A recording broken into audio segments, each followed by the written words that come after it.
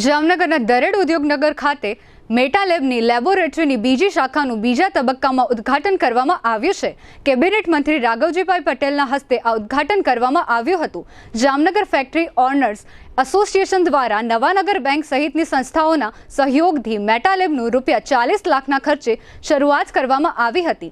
ત્યારબાદ રાજ્ય સરકારે આ કામ માટે ₹124 લાખ આર્થિક સહયોગ તરીકે જાહેર કરતા આ નવી શાખા દરેડ ઉદ્યોગનગરમાં જામનગર ફેક્ટરી ઓનર્સ એસોસિએશનના માર્ગદર્શન હેઠળ તૈયાર કરવામાં આવી છે।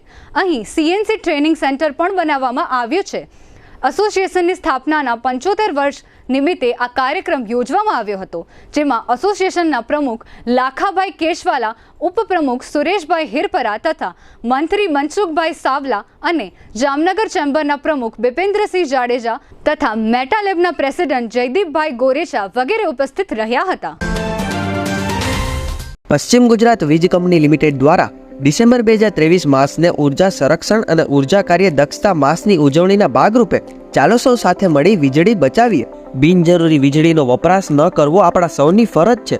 લાઇટ, પંખા, એસી સહિતના ઉપકરણો જરૂર જણાય ત્યારે જ ચાલુ કરો।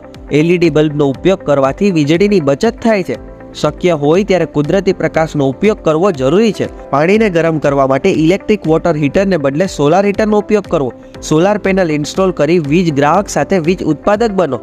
સૂર્યની ગરમીથી રાહત મેળવવા માટે અને ઠંડી હવાને અંદર રાખવા માટે તમારા બારી દરવાજાના પડદા બંધ રાખો। આપણા સૌનું ભવિષ્ય સુરક્ષિત રાખવું હોય તો વીજળીને બચાવવી જરૂરી છે।